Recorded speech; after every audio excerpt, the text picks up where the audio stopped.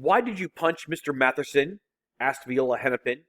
She was the vice principal of Trace Middle, and it was in her dim office cubicle that Roy now sat, awaiting justice. "Because he was choking me to death." "That's not Mr. Matherson's version of events, Mr. Eberhart." Miss Hennepin's face had extremely pointy features.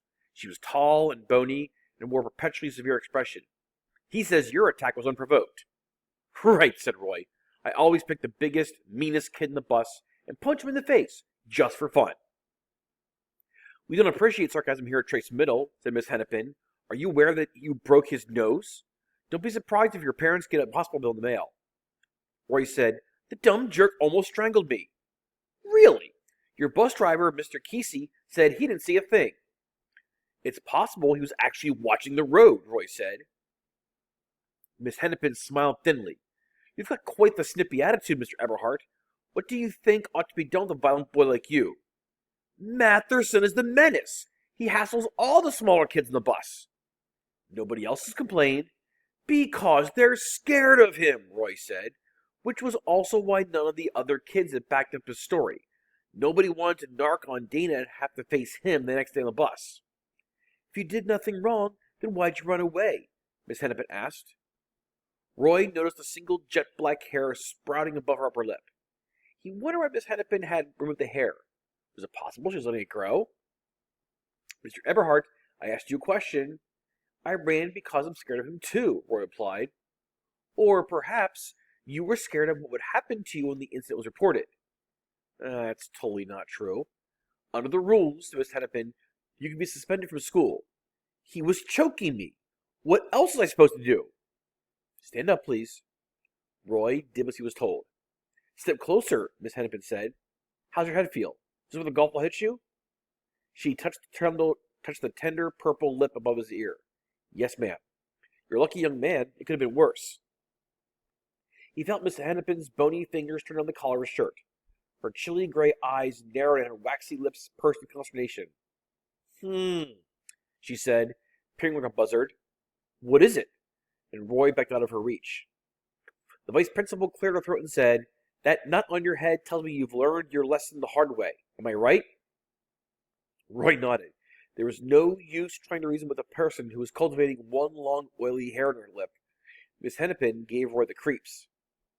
"Therefore, I decided not to suspend you from school," she said, tapping his shoulder on her chin.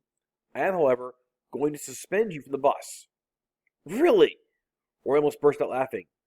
"What a fantastic punishment. No bus ride, no Dana." "For 2 weeks," Miss Hennepin said. Roy tried to look bummed. 2 whole weeks? In addition, I want you to write a letter about Mr. Matheson. A sincere letter." "Okay," Roy said. "Who's going to help him read it?" Miss Hennepin clicked her pointy yellow teeth. "Don't press your luck, Mr. Eberhart." "No, ma'am."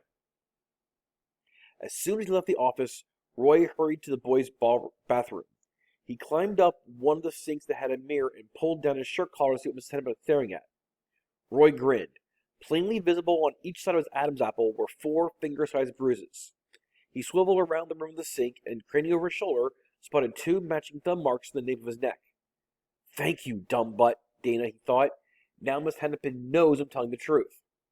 Well, most of the truth. Roy had left out the part about the strange running boy. He wasn't sure why, but it seemed like the sort of thing you didn't tell vice principal that you absolutely had to. He had missed his morning classes and most of the lunch hour. He had hurried to the cafeteria line and found a table. Sitting with his back to the doors, he wolfed down a chili cheeseburger and a pack of lukewarm milk. His dessert was an over-baked chocolate chip cookie the size of a hockey puck and just about as tasty. "Gross," he muttered. The inedible cookie made a thud when it landed on the plate. Roy picked up his tray and rose to leave. He jumped when a hand landed forcefully on his shoulder. He was afraid and backed to look at Dana at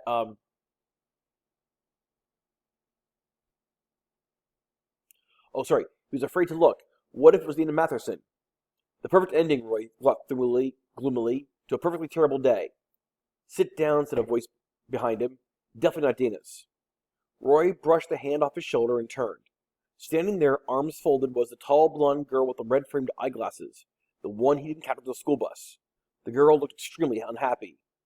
You nearly knocked me down this morning, she said. Sorry. Why were you running? No reason. Roy tried to get past her, but this time she sided up in front of him, blocking his path. You could have really hurt me, she said. Roy felt uncomfortable being confronted by a girl. It wasn't a scene he wanted the other boys to see. Far worse. Worse, Roy was truly intimidated. The curly-haired girl was taller than he was, with wide shoulders and tan muscular legs. She looked like an athlete soccer, probably, or volleyball.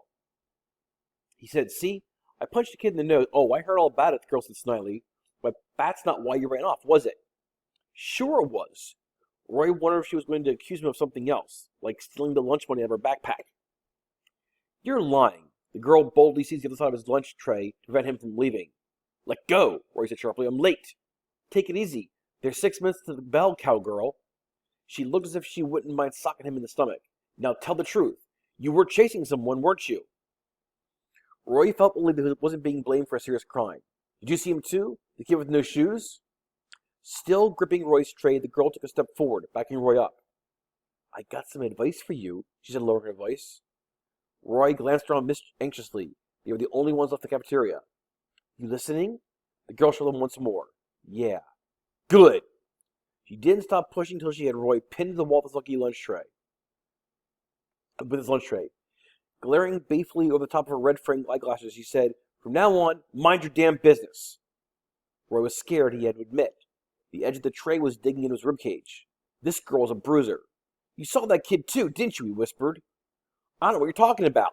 Mind your own business. You know what's good for you. She let go of Roy's tray and spun on her heels. Wait, Roy called after her. Who is he? But the curly-haired girl didn't answer even looking back.